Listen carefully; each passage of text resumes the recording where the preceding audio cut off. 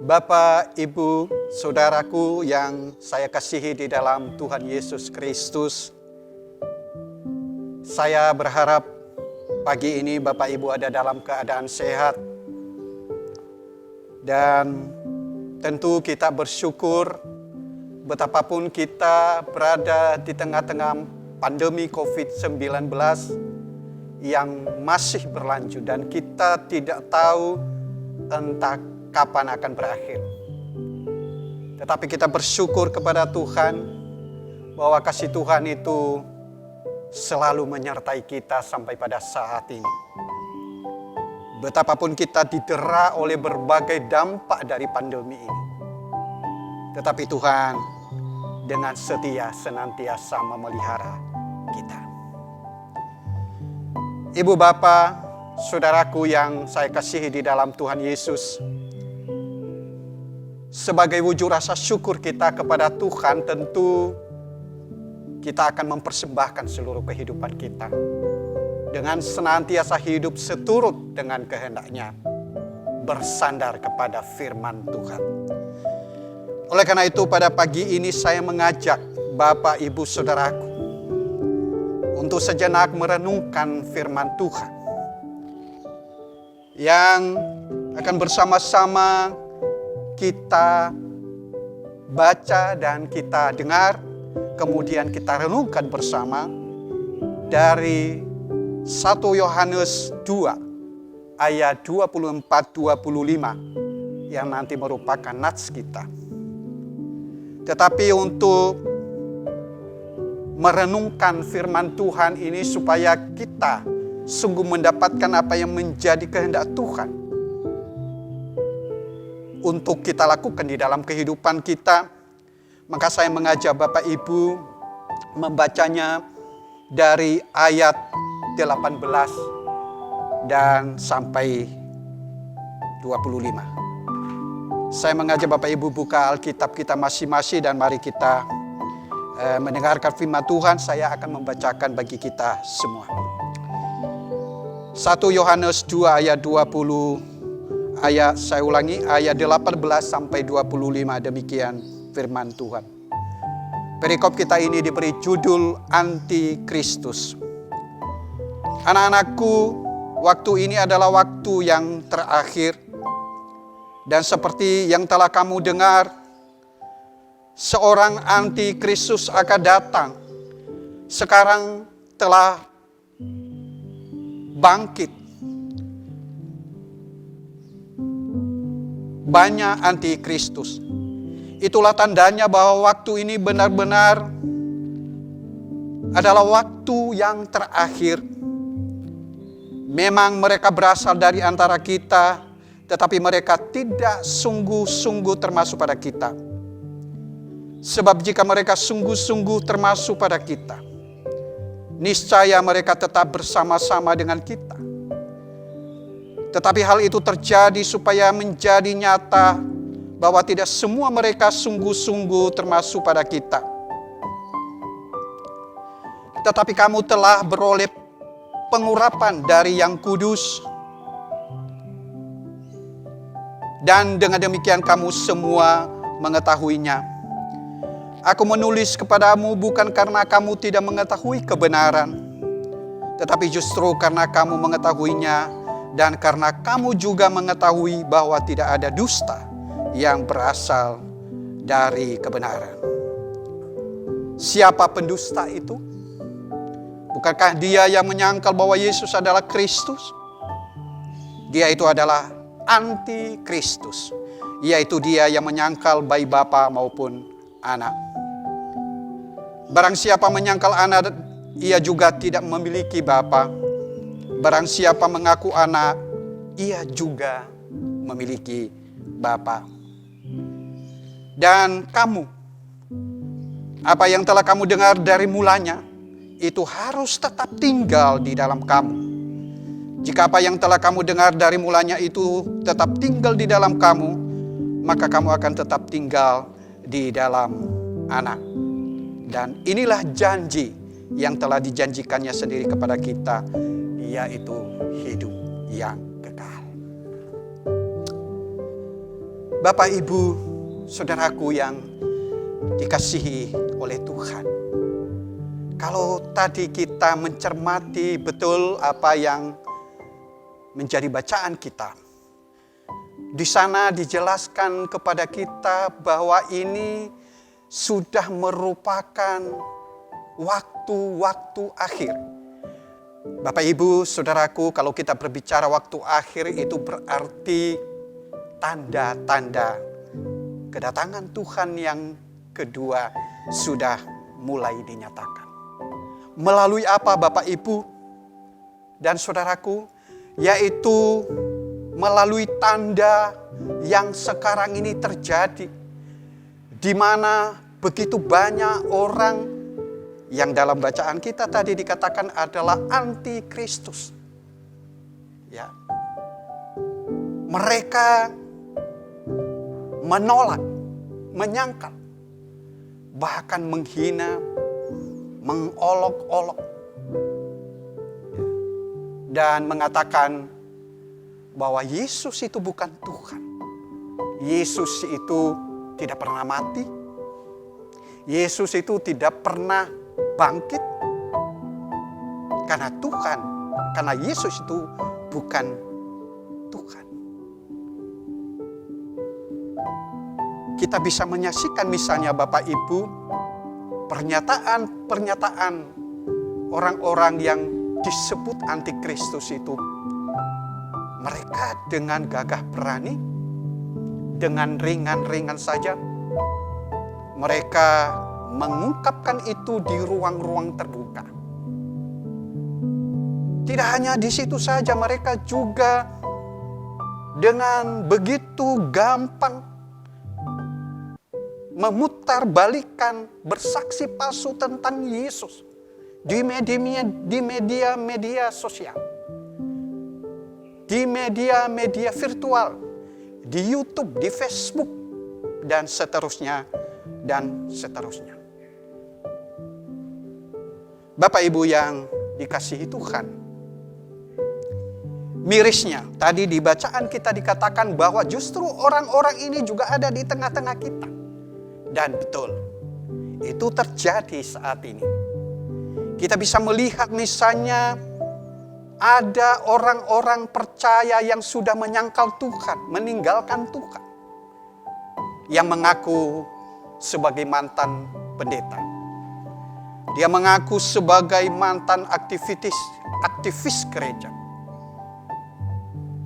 Lalu melakukan kesaksian yang memutarbalikkan kebenaran. Ada contoh-contoh yang jelas bagaimana mereka mengutip ayat-ayat firman Tuhan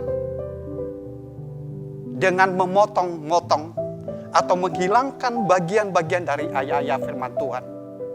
Mereka menulis dengan kalimat-kalimat yang memutarbalikkan kebenaran firman Tuhan. Tidak hanya itu, Bapak Ibu. Sesungguhnya mereka ini pun sebenarnya mereka tidak hanya menolak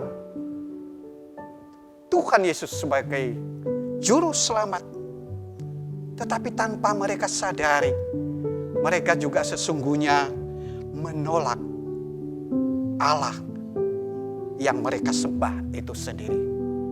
Di mana Allah yang dimaksudkan itu adalah Allah yang kita panggil Bapa.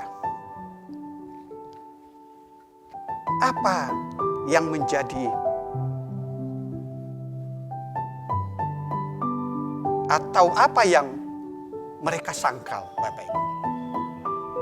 Yaitu yang mereka sangkal bahwa Tuhan Yesus itu adalah bukan juru selamat yang telah bangkit, yang telah mati dan bangkit bagi penebusan dosa manusia sehingga peroleh keselamatan.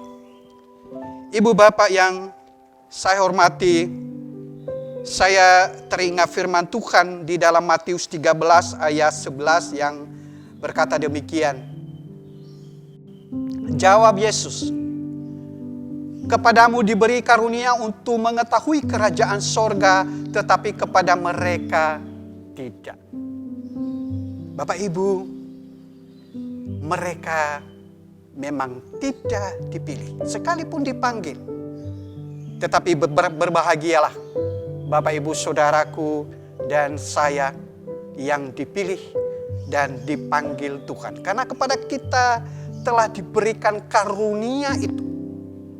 Sehingga kita mengerti siapa Yesus.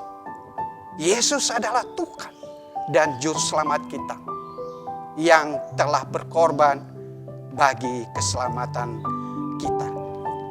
Itulah sebabnya firman Tuhan di Nats kita ayat 24 dan 25 tadi mengingatkan kita.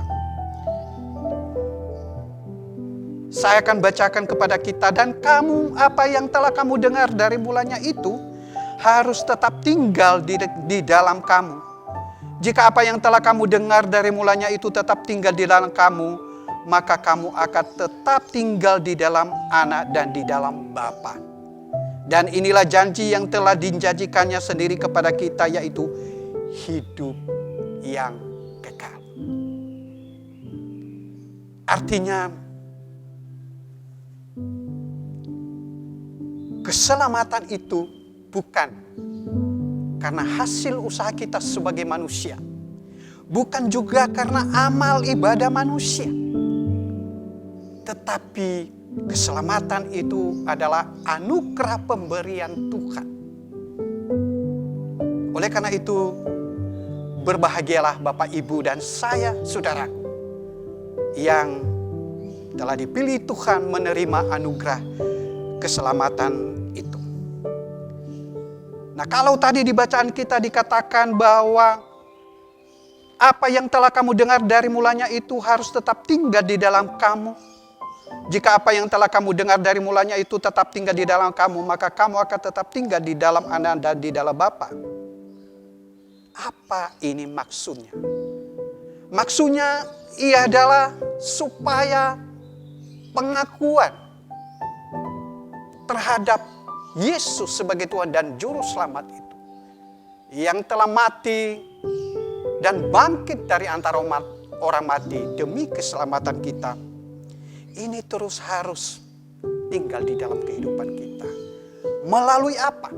Yaitu melalui seluruh sikap dan tingkah laku, bahkan tutur kata dalam kehidupan kita.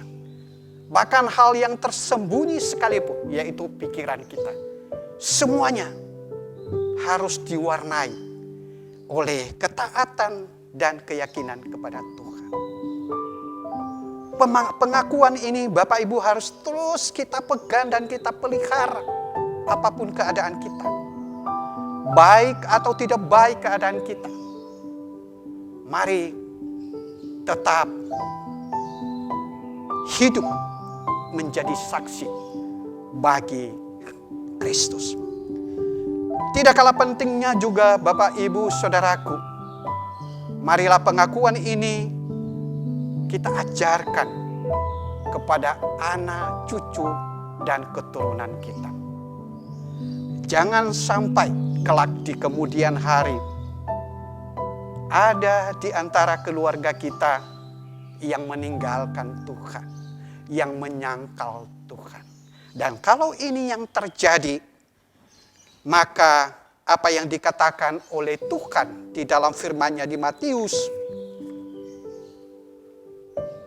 ayat 10, Matius 10 ayat 32.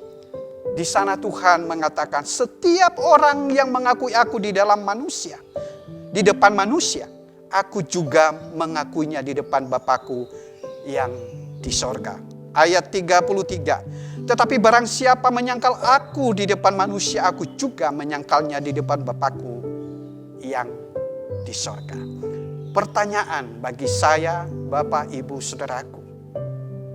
Apakah kita masih terdapat setia sampai akhir kehidupan yang Tuhan izinkan bagi kita? Atau justru kita akan menyangkal? Kalau kita setia Bapak Ibu, kita akan menerima mahkota kehidupan itu. Tetapi kalau kita menyangkal Tuhan, maka kita ada di dalam hukuman. Oleh karena itu Bapak Ibu, Saudaraku, saya mengajak kita semua, setialah, serahkan hidupmu dengan penuh ketaatan kepada Tuhan. Jadilah saksinya sampai akhir kehidupan. Roh Kudus Tuhan akan memampukan kita menjadi saksi-saksi Kristus. Tuhan memberkati kita semua, dan Tuhan yang senantiasa terus menyertai kita di dalam perjalanan hidup kita. Amin. Mari kita bersatu di dalam doa. Kepadamu ya Bapa di dalam sorga, kami menaikkan segala pujian dan syukur. Kami sungguh mengucap syukur karena kehidupan pemberian-Mu atas kami sekalian. Engkau tidak pernah sedikit pun meninggalkan kami. Di tengah-tengah pergumulan kehidupan di mana pandemi COVID-19 masih kami hadapi, yang tidak kami tahu entah kapan akan berakhir. Namun kami telah merasakan kasih setia Tuhan yang terus menopang kehidupan kami, yang terus menolong memelihara kehidupan kami. Bahkan juga Tuhan melindungi kami dari ancaman virus ini. Kami bersyukur ya Allah, karena kasih Tuhan itu sungguh nyata. Pada kesempatan ini kami sungguh bersyukur atas firman Tuhan bagi kami semua,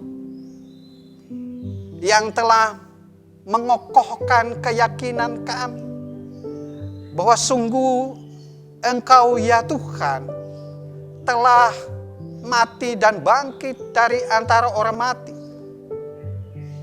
telah menjadi bukti betapa kami telah beroleh keselamatan kekal selamanya, sehingga kelak di kemudian hari dikala kami Tuhan perkenankan mengakhiri kehidupan ini, kami akan bersama Tuhan di dalam sorga. Namun ya Bapa, kami masih berada di dunia. Kami masih berhadapan dengan pergumulan kehidupan. Ada di antara kami yang sakit, yang berkekurangan, yang bergumul dengan rupa-rupa persoalan dalam kehidupan. Kami mohon uluran tangan-Mu. Yang sakit Tuhan pulihkan dan Tuhan sembuhkan. Yang berkekurangan Tuhan cukupkan. Bahkan yang mencari Tuhan bukakan jalan agar apa yang dia cari dia temukan. Karena semuanya itu berasal dari Tuhan. Terlebih ya Tuhan, karena kehidupan kami yang tidak mudah ini, kami mohon pertolongan-Mu agar kami tetap setia menjalani kehidupan di dalam ketaatan akan karya penyelamat Tuhan, sehingga kami disebut sebagai anak-anak tebusan. Bapa di dalam sorga, akhirnya kami menyadari siapa kami di hadapan yang penuh dengan kekurangan. Betapapun kasih-Mu sedemikian rupa atas kehidupan kami, namun kami ini adalah orang-orang berdosa. Oleh karena itu, sebelum kami meninggalkan acara ini, kami mohon pengampunan. Demikian doa seruan kami, ya Bapa. Kami naikkan dengan penuh percaya di dalam nama Tuhan kami Yesus Kristus, Juru Selamat kami. Amin. Bapak, Ibu, Saudaraku yang dikasihi Tuhan, demikian perenungan firman Tuhan pada saat ini. Saya berharap kita akan bertemu di lain kesempatan. Tuhan memberkati. Shalom.